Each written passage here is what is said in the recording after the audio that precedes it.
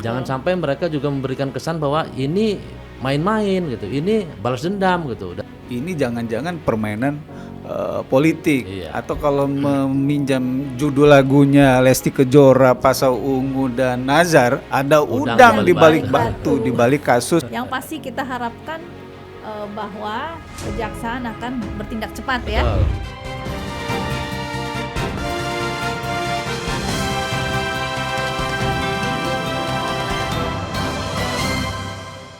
Halo sahabat Lampung Pos, jumpa lagi dengan podcast Bedah Tajuk bersama saya Sri Agustina. Kali ini bersama saya sudah ada Abdul Ghafur, Mustaan Basran. Iya. Kali ini kita mengangkat bedah tajuk terkait dengan penangkapan Thomas Trisakti Lembong ya. Ini menarik untuk dijadikan pembahasan atau dialog kita di podcast kali ini. Namun sebelum kita berdialog, dengarkan dulu editorial kita video.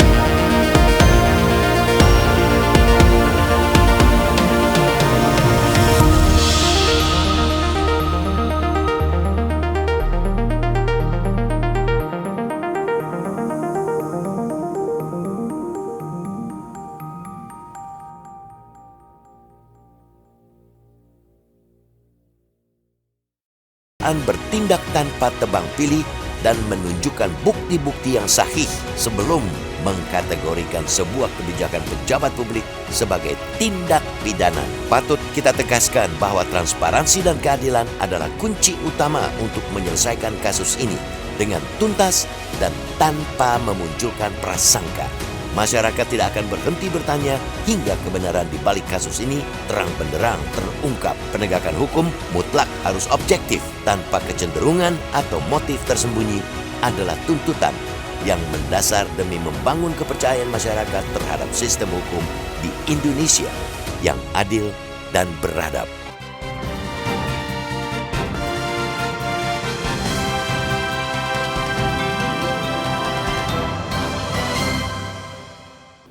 Ya, kali ini kita mengangkat bertajuk kita diskusi, kita dialog penangkapan Tom Lembong.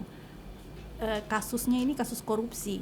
Tahun 2014. Biasanya kalau kasus korupsi itu selalu mendapatkan Apresiasi. Karena memang kita lagi gencar-gencarnya ya mengupas atau mau membersihkan terkait dengan korupsi. Tapi kali ini kok ada yang berbeda. Ini bagaimana nih menurut Bung Abdul Ghafur?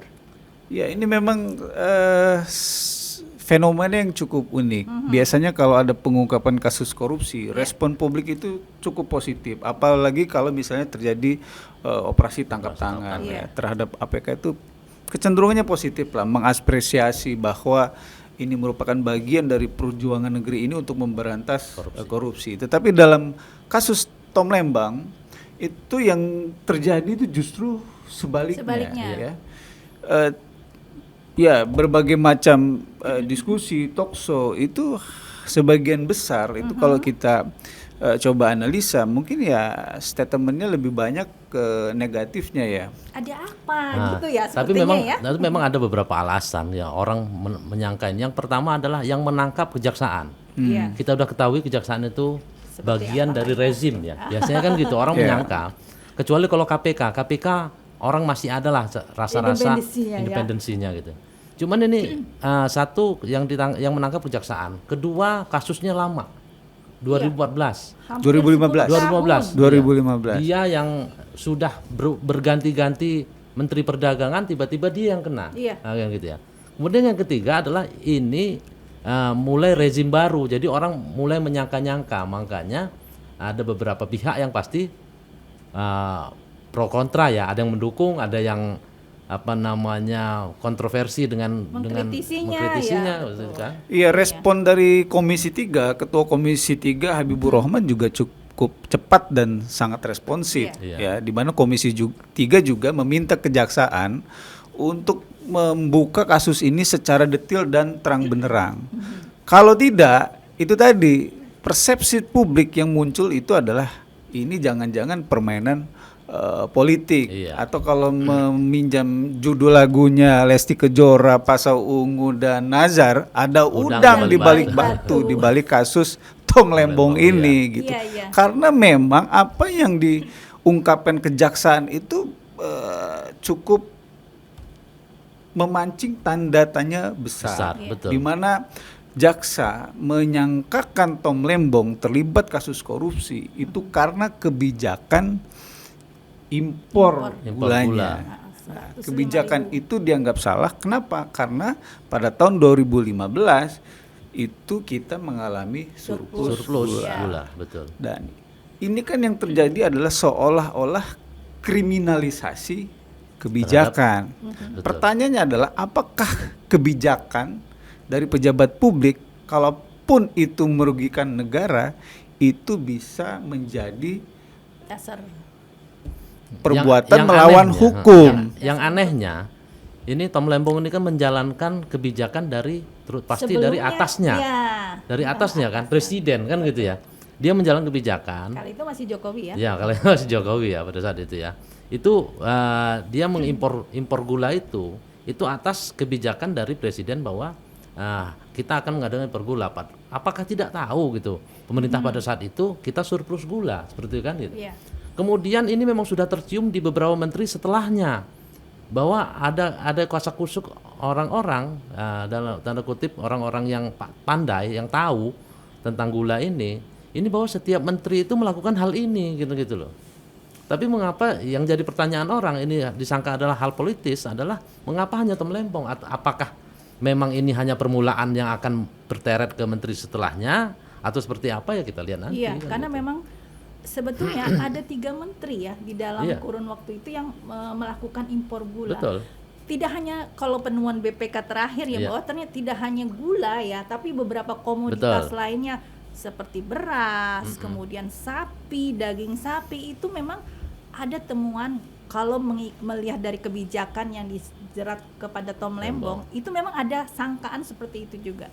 Tapi apesnya kenapa hanya Tom Lembong Lembong? yang Nah, kena, itulah kan yang ingin kita lihat dari kejaksaan Setelah ya. Tom Lembong tuh ada Muhammad Lutfi, ada Iya, Erlangga ada Hartarto, Erlangga, ada Zulkifli Hasan, kan betul. seperti itu kan. Ada ya? Enggar Ada Lukito. Ada Enggar Tiasto Lukito, kan Iya. gitu. Dan kalau dilihat dari jumlahnya, kalau kasus Tom Lembong ini kan kalau tidak salah sekitar 105.000 105.000 ton ya Iya. gula kering mentah. Mentah, Iya. betul. Ya, untuk diolah menjadi menjadi gula kristal putih. kristal putih ya, gula kristal mentah jadi gula kristal putih. Jumlahnya 105. Sementara kalau di pemerintahan yang lain itu menterian lain jumlahnya 2 kali lipat, 3 kali lipat, lipat iya, dari Bahkan sampai itu. jutaan Makanya wajar ton. sekali publik menaruh tanda tanya besar dan itu yang seharusnya dijawab secepat mungkin seharusnya oleh kejaksaan. Iya. Cuma kalau kita perhatikan setelah kasus ini diumumkan pada Selasa lalu sampai hari ini itu tidak ada kejelasan Iya. gitu. Apalagi dari awal jaksa pun menyatakan belum menemukan bukti adanya aliran dana yang secara langsung Betul, mengalir ke kepada Tom Lembong. Thomas Lembong. Thomas, Ini akan juga menimbulkan tanda tanya yang semakin besar. Walaupun kejaksaan mengklaim bahwa kasus korupsi tidak hanya terkait adanya Dengan aliran aliran dana, dana, betul. kebijakan, tapi kan ini menjadi hal yang Aneh ya. itu, betul. Kalau memang kebijakan yang disangkakan oleh kejaksaan, orang nanti pejabat-pejabat kita tidak akan berani mengambil kebijakan apapun. Iya. Khawatir dengan jerakan hukum kan seperti itu. Ya, itu memang menjadi kita akan melihat ya kasus ini terus bergulir. Bahkan ada wacana untuk Thomas Lembong ya itu melakukan pra peradilan, Betul. tapi memang lagi dikaji Iya, ya. betul. Nah, kejaksaan juga harus lebih transparan dan kerja cepat. Katanya akan menjerat atau menyeret nama-nama lain. Nah, ini kan sudah ada satu nih Tom Lembong. Tapi kalau nama-nama lain ikut serta, siapa saja? Nah, ini sangat dinantikan Sangat oleh riskan, publik. betul. Gitu. Dan ini kalau memang dalam jangka waktu kurun 1 kali pemerintahan dan beberapa menterinya kena, menteri itu saja ganti menteri kena, ganti Iya. menteri kena, itu bisa jadi mengarah ke orang nomor satunya kan seperti itu. Jadi apakah memang kejaksaan juga kita tidak tahu ya, apakah memang kalau ada unsur politis bisa jadi kejaksaan mungkin akan mengotak-atik pemerintahan dulu sebelumnya dari sebelum pemerintahan ini gitu. Iya, untuk mempidanakan seseorang terutama dalam perihal kasus korupsi itu kan memang harus punya alat bukti yang cukup dan memenuhi dari undang-undang tipikor itu sendiri. Di mana satu misalnya kalau berdasarkan pasal ayat 2 ya itu harus ada perbuatan melawan hukum. Ya. Apakah dalam kegiatan impor beras ini ada upaya-upaya melawan hukum yang dilakukan oleh Tom Lembong? Istilahnya dia menumbur aturan main, Betul. ya kan? Atau melakukan manipulasi surat dan lain sebagainya yang itu masuk dalam kategori Nah, itu yang perbuatan harus melawan dijelaskan hukum. kejaksaan seperti ini Betul. harusnya. Atau ayat 3 menyalahgunakan kewenangannya. Betul. Dan sebenarnya korupsi itu kan harus ada syarat mens rea, ada niat jahat. Betul. Ya kan, niat jahat. Karena ada niat jahat itulah maka seseorang melakukan perbuatan hukum, maka seseorang melakukan penyalahgunaan wewenang sehingga dia menguntungkan orang lain atau menguntungkan diri sendiri sehingga menimbulkan yang disebut kerugian keuangan negara. Artinya untuk mentersangkakan seseorang asas-asas seperti itu kan harus jadi pertimbangan, terpenuhi. betul. Cuma yang menjadi pertanyaan publik adalah ketika ditanya apakah ada kerugian negara, apakah ada dampak langsung menguntungkan diri sendiri atau pihak lain, itu kejaksaan Belum mau mengungkapnya. belum mau mengungkapkan lebih lanjut. Iya, Bahkan untuk kerugian negara akan dilakukan penghitungan lebih lanjut. Ini kan yang semakin membuat publik justru berpikir ke arah lain. Iya. Wah, ini Ya, udah apa? benar-benar ada udang di balik batu di balik kasus Tom Lembong. Iya, Ap- kalau berdasarkan informasi pemberitaan yang marak ini ada 400 miliar katanya sih dari kerugian ini. Cuma memang 400 miliar itu yang mana? Karena toh tidak ada aliran dana yang masuk langsung ke rekening yang bersangkutan gitu. Justru yang terjadi setelah pengungkapan kasus ini adalah bantahan demi bantahan, di Iya. mana beberapa pengamat ekonomi juga menyatakan tidak ada ceritanya Indonesia itu mengalami yang namanya surplus Surplus. gula. Dari tahun ke tahun Indonesia itu tidak pernah mengalami surplus. gula. Maka dari itu impor beras selalu bisa dilakukan. Iya. Itulah mungkin bedanya antara rompi kuning dengan rompi pink. Ya, kejaksaan ini rompi pink, gitu ya. Kalau rompi kuning sudah KPK ya? jelas KPK, udah jelas pasalnya, sudah jelas indikasinya, sudah jelas apa jeratannya. Mungkin kalau rompi pink ini agak-agak samar-samar kemayu lah ya, mungkin tanda kutip kemayu karena memang harus samar-samar. Gitu. Iya, Masih ini kan samar kasus juga. sudah terlanjur diungkapkan ke Iya. publik. Betul. Dan publik mungkin di luar ekspektasi kejaksaan juga meresponnya juga Iya, sangat gencar ya. secara gencar atau malah pada arah yang sebaliknya. Pertanyaan atau yang ditujukan bukan kepada pihak tersangka tapi justru kepada pihak aparat penegak hukum. Nah, kalau sudah seperti ini maka ya langkah apa yang kira-kira mesti dilakukan nih untuk kejaksaan? Ya, harus Saya rasa mau ya, tidak mau jaksa. mereka harus menjawab bahwa Betul. tidak ada udang Di balik. Di di balik balik batu, batu betul. dengan mengungkapkan bukti-bukti, Sejelas-jelasnya ya. Iya. iya kan, sejelas-jelasnya kepada masyarakat. Iya, bahwa menolak ini tidak ada politis di belakang penangkapan ini, tentunya itu juga harus dijawab kan. Pasti orang menduga ini ada sesuatu. betul. Kan kita baru aja selesai di Pilpres ya, Pilpres. di 2004 Baru kita dilantik. tahu posisinya seperti apa gitu kan. Tom Lembong di mana. Nah, Jaksa tapi Agung bertahan. betul, ya. Jaksa Agung Tidak masih diganti bertahan. kan gitu kan. Nah, kita Ini tahu juga- kok kalau kita sambungkan dan politik, Jaksa Agung bertahan itu Jaksa Agung kita tahu dari mana asalnya kan seperti Latar itu ya. belakang, Latar ya. belakangnya partai apa seperti itu kan. Kemudian Tom Lembong itu siapa? Orang kan akhirnya berpikir mengawang-awang kan. Tom Lembong itu dulu salah satu tim suksesnya calon presiden yang lama. Iya. Kan gitu ya. Kemudian juga Jaksa Agung adalah di kubu dulu ya dicalonkan oleh partai dari calon presiden yang satunya lagi. Itu yang khawatir. Makanya kejaksaan memang harus segera tegas mengungkapkan bahwa tidak ada udang di balik batu. Khawatirnya nanti ini sama seperti kasus-kasus di polisian. Iya. Diungkap oleh Bahkan netizen. sudah ada di netizen itu yang mengungkapkan ya kasus Tom Lembong ini mirip kasus Vina Cirebon Kan? gitu kan. Oh, Karena ya, akhirnya. saking absurdnya, Betul, saking betul. tidak jelasnya. Nanti netizen lah yang Netizen, membongkar semua kalau gitu ya. Kalau kita media massa kan ya, media massa itu kan kita memang dibatasi dengan beberapa prinsip kode etik ya seperti itu ya. Kita tidak bisa langsung mengambil sumber-sumber dari orang-orang yang memang satu mungkin tidak berkompeten, tidak pas untuk menyuarakan itu gitu kan. Nah tapi memang netizen ini bebas-bebas aja.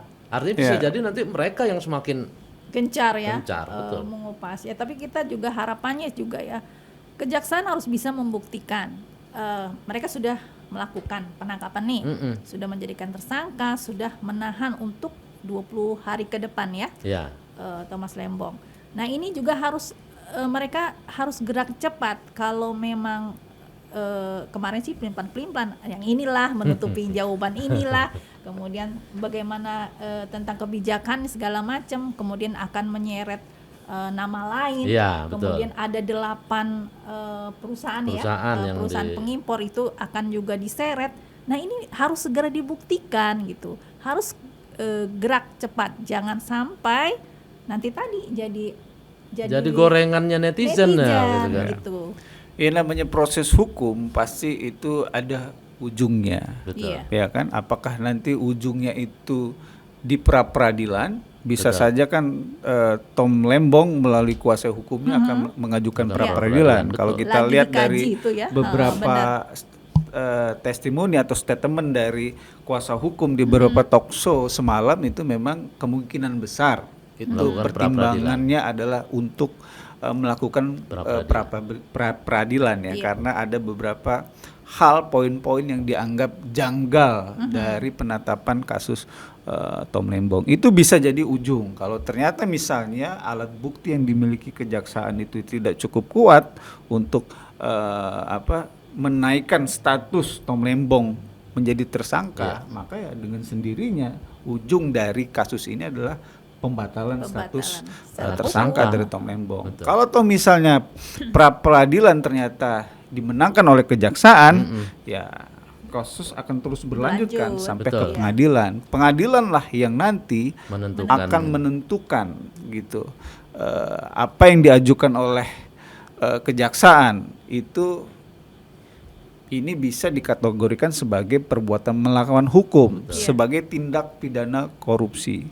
Tentu saja pada akhirnya kita kalau sampai kasus ini ke fase berikutnya, ya publik tentu amat sangat berharap dengan institusi pengadilan, hakim tentunya, untuk bagaimana bisa menjalankan proses peradilan yang benar-benar berkualitas. Karena memang pasal 3 penyalahgunaan wewenang ini kan bisa menjadi pasal karet yang bisa ditarik ke mana-mana. Betul. Jadi seyoknya memang harus ada semacam batasan-batasan ya untuk mengkategorikan kebijakan pejabat publik, entah itu presiden, menteri, kepala daerah, kepala dinas mungkin. Kalau dia menyalahgunakan wewenang atau salah menggunakan kewenangannya, salah menerapkan kebijakannya, menimbulkan kerugian negara, maka harus ada batasan-batasan yang jelas. Gitu. Mana yang itu penyalahgunaan kewenangan yang berakibat harus ada job desk-nya. Harus ada definisi yang lebih jelas lagi. Apakah perbuatan itu melawan hukum sehingga bisa kita kategorikan sebagai tindak pidana korupsi. Gitu. Kalau tidak seperti apa yang disampaikan oleh Bang Aan tadi, gitu. Kita butuh beras mungkin, kita butuh gula mungkin, tetapi karena ada kasus Tom Lembong ya pada akhirnya pejabat yang berwenang itu tidak berani lagi mengambil keputusan strategis, keputusan penting itu karena ada persoalan seperti dan ini. itu sudah pernah terjadi. Kita punya pengalaman ya di awal-awal reformasi itu, bagaimana KPK dengan gagahnya ya mencari ingin memberantas korupsi, itu sampai-sampai ada beberapa pejabat di daerah, itu terutama di daerah yang menolak untuk menjadi Pimpro, ya kan? Atau namanya sekarang PPK, pejabat membuat komitmen. Siapa yang berani? Orang mereka khawatir salah mengambil kebijakan karena langganan menjadi tersangka kasus ya. Karena kebijakannya itu ternyata tidak definisikan secara detail. Seperti apa sih gitu. Kebijakannya seperti apa yang harus dijalankan, mana yang melanggar aturan, kemudian seperti apa yang masuk tindak pidana kan itu. Seharusnya memang dalam penegakan undang-undang pemberantasan korupsi, mens rea itu harus menjadi domain utama. Niat jahat itu harus menjadi domain utama. Kalau orang tanpa niat jahat dia membuat kebijakan dan ternyata kebijakan itu merugikan negara, masa masuk kategori perbuatan melanggar hukum? Kalau seperti itu, ya kan alangkah banyak yang bisa ditarik-tarik ke dalam persoalan-persoalan seperti ini. Setiap menterinya nanti ini juga harusnya was-was ya. Kalau dengan kebijakan ini kan sepertinya ada kriminalisasi kebijakan istilahnya. Nah, kalau ini memang terjadi dan itu dilakukan oleh kejaksaan bisa menjeratnya, jadi itu setiap menteri yang melakukan impor, membuka keran itu pasti tinggal menunggu giliran. Harusnya kan begitu nih kalau kita melihat wacana seperti ini. Dan Kalau asasnya tanpa padang bulu dan Iya. tanpa tebang pilih ya. Pilih. Betul. Nah, Menteri-menteri atau mantan menteri yang melakukan kebijakan-kebijakan serupa ya patut was-was. Patut was-was. Mulai Harusnya, sejak kan? ditetapkannya Tom Lembong menjadi tersangka. Tapi yang dikhawatirkan kita adalah yaitu tadi pengalaman yang dulu-dulu. Tidak ada lagi orang yang mau diangkat presiden sebagai menteri. iya. Nanti saya menjadi pakai rompi. Nanti bakal jadi pesakitan aja gitu setelah jadi menteri kan gitu. Tapi kan gini, semangatnya adalah kita memberantas korupsi untuk membangun bangsa ini kan gitu ya. Pastilah kalau Tapi, pemberantasan korupsi kita sepakat ya Ya, semua membangun ya. bangsa ini. Cuman jangan dilupakan bahwa membangun bangsa ini juga kalau memang tidak ada niat jahat dia melakukan sebuah kebijakan, ya artinya ya nggak bisa dong, harus orang ragu semua untuk menjalankan kerjanya gitu. Iya, semua pihak yang mengkritisi kasus ini yang mungkin dalam tanda kutip ya nyinyir lah atau meragukan lah ya, atau apatis lah terhadap kejaksaan, itu bukan berarti mereka itu tidak mendukung Betul. upaya pemberantasan Pemberantasan korupsi. Jangan langsung dituduh mereka Ya. tidak mendukung, betul. Bukan seperti itu maksudnya. Semua mendukung, pasti semua mendukung bagaimana bangsa ini bisa lepas dari yang namanya kejahatan korupsi yang katanya sudah mendarah daging ya, menyelusupi seluruh seluk-beluk kehidupan berbangsa dan bernegara kita. Bukan, tetapi kalau kita melihat opini publik seperti ini, tanda tanya besar dari publik seperti ini, artinya ini merupakan semacam pelajaran juga untuk aparat penegak hukum dalam upaya pemberantasan korupsi itu memang harus dilakukan dengan cermat, dilakukan dengan Sesuai matang, prosedur, jangan sesuai ada- prosedur, dan kalau bisa ya kalau memang sudah masak baru dilempar ke Ke publik. publik. Iya, jadi tidak blunder sendiri kan Iya. kondisinya. Cuma yang terjadi kan ya seperti ini kan. Akhirnya kita lebih banyak Condong. berdiskusi apakah kasus korupsi Tom Lembong ini fiksi atau nyata. Iya, betul. Apakah ada politik atau hukum Betul. gitu kan? Ada udang di balik batu atau ada bakwan di balik Peyek. Kan gitu. Apalagi jangan lupa loh, sekarang di Lampung pun masih ada kasus yang mirip seperti itu gitu loh. Jangan sampai juga kejaksaan memberi kesan bahwa mereka karena mereka mungkin pesanan seperti ya. Iya, betul. Jangan sampai mereka juga memberikan kesan bahwa ini main-main gitu. Ini balas dendam gitu dari pemerintahan sebelumnya dan yang sekarang kan gitu. Ini memang harus kerjaan harus tegak lurus untuk menjalankan fungsinya gitu loh. Yeah. Jangan sampai ada percikan-percikan di pikiran orang bahwa ini adalah Dan yang bisa menjawab seluruh keraguan publik, seluruh pertanyaan-pertanyaan dilontarkan oleh berbagai pihak, entah itu pakar hukum pidana, pakar ekonomi, Betul. pakar pertanian, itu adalah kejaksaan itu sendiri. Betul. Bagaimana kejaksaan itu bisa bisa menjelaskan memastikan. kepada publik, dan kita berharap itu dalam tempo yang kalau bisa ya secepatnya supaya isu ini tidak menjadi liar ya. Kalau kita lihat Komisi 3 Habibur Rahman merespon demikian cepat, bisa jadi ada kekhawatiran dari pihak eksekutif Betul. atau dari partai pemenang. berkuasa pemenang saat ini, ya ini akan merugikan Betul. penguasa juga. Betul, Karena sangat mudah sekali pasti publik akan menyangka-nyangka, Benar ya. Betul. menduga-duga, wah ini ada hubungannya dengan pilpres dan lain sebagainya. Pasti, Kira-kira itu udah seperti pasti. itu. Iya. Oke, kita makin asik ini ya. Yang pasti kita harapkan bahwa kejaksaan akan bertindak cepat ya. Betul. Jangan Memberikan sampai kepastian tadi ya. kepastian. Ya, kita lihatlah ya sampai jangan sampai 20 hari ke 20 depan. hari. Ini kan masa tahanannya 20 hari ke depan itu bergulir begitu saja, tapi harus ada tindakan dari kejaksaan sendiri untuk menuntaskan kasus ini. Bukan begitu kan? Betul. Ya. Setuju. Oke, baik permisa sahabat Lampung Pos, kita sudah berdiskusi terkait dengan bedah tajuk kali ini di podcast. Saksikan terus podcast Lampung Pos dalam bedah tajuk dengan tema-tema yang menarik. Jangan lupa untuk melakukan subscribe dan juga mengaktifkan lonceng Notifikasi dan notifikasi agar mendapatkan informasi terkini dari kami. Jangan Terima lupa kasih. juga membaca Harian Umum Lampung Pos, kemudian juga searching ya, searching di web portal lampungpos.co, lampos.co, kemudian ada juga di lampungpos.id. Jangan lupa juga dengarkan Saya 100 FM dan saksikan Metro TV Lampung yang diproduksi oleh Lampung Pos. Ya, Sobat Lampung Pos juga bisa menyertakan komentar Iya, betul. di bawah ini nantinya Iya. untuk kira-kira tema-tema apa yang bisa Request kita lah angkat ya. di bedah tajuk kita selanjutnya. Iya. Sampai jumpa. Sampai jumpa.